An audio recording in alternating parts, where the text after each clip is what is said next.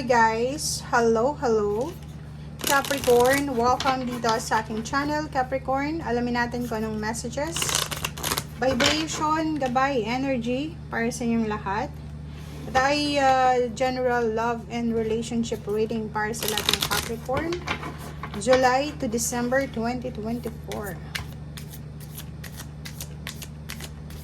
I hope na makuha mo yung energy, Capricorn.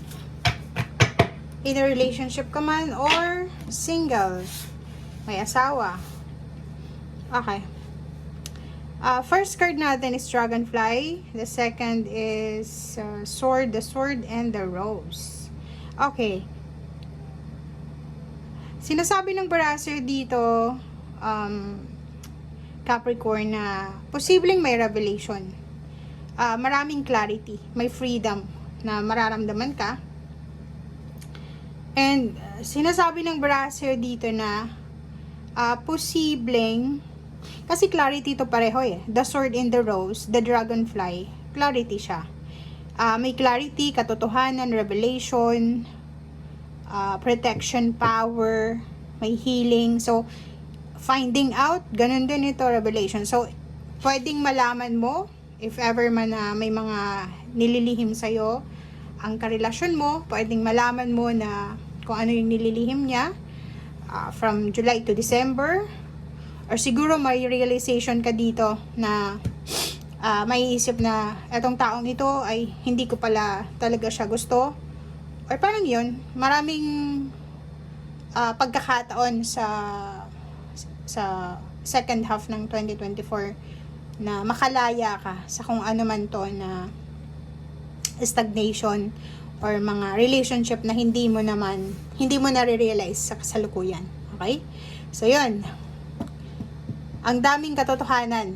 If ever man may nanluloko sa'yo or nanluloko sa inyo, pwede nyong matuklasan ito. Okay?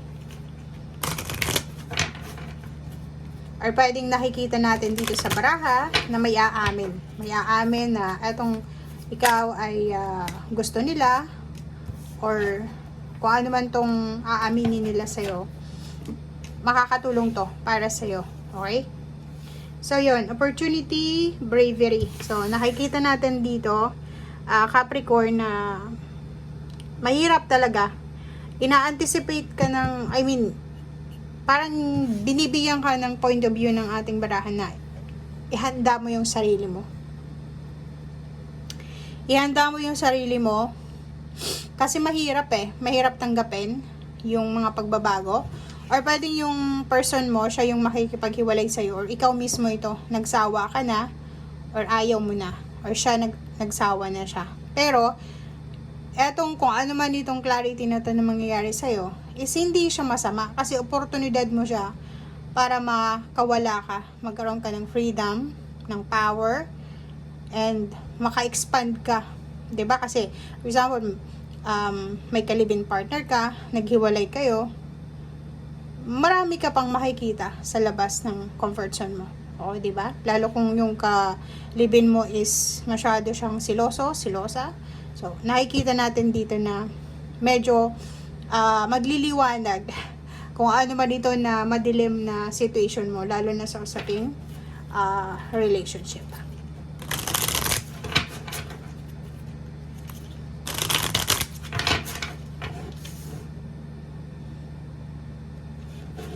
Okay. Wow. So, yun. Ang nakikita natin dito, dalawang bagay, Capricorn. Ang pwedeng rason kung bakit hindi kayo magkasundo ng iyong karelasyon, or rason kung bakit hindi maayos o hindi kayo medyo, yun, nakikita mo na hindi pala kayo compatible, palagi kayong nag-aaway. Unang-una, yung finances, financial issues. Ang financial issues ng bawat isa sa inyo ay napaka-importante. So, ibig sabihin, marirealize mo na, itong kalibin ko, boyfriend, girlfriend, ay hindi naman pala siya masipag, tamad pala siya. So, mag-iisip ka, siya ba talaga yung gusto ko? Gusto ko ba talagang maghirap habang buhay or ako magtatrabaho para sa kanya? Parang ganon yung iniisip mo. Second, itong addiction. Pwedeng may mga addiction, unhealthy habits, unhealthy lifestyle, unhealthy behavior, or mga yun, mga addiction sa kung ano man ito na addiction na meron siya, inom, sigarilyo, or pa man na bawal. Pero yun ang pwedeng maging dahilan kung bakit biglang magbabago yung nararamdaman mo. Okay.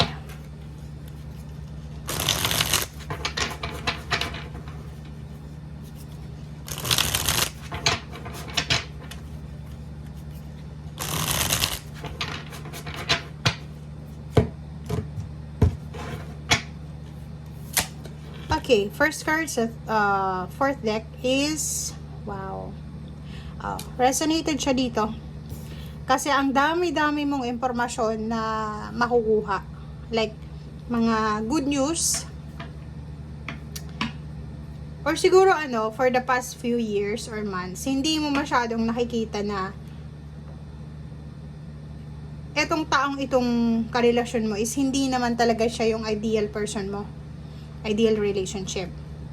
Kasi mahal na mahal mo eh. Pag mahal mo, 'di ba, kahit sobrang sama ng ugali, sobrang tamad niya, sobrang kung ano man ang hindi maganda sa kanya, sa paningin mo 'yon, sobrang linis niya, sobrang galing niya, ganito ganyan. Pero ngayon, from July to December, marirealize mo na hindi siya yung perfect match para sa'yo. Okay. Oh, 'di ba? So nakikita natin dito na pwedeng hindi siya yung pinapangarap mo. Hindi siya yung gusto mong pakasalan. Kasi aminin mo 'yan, financial talaga.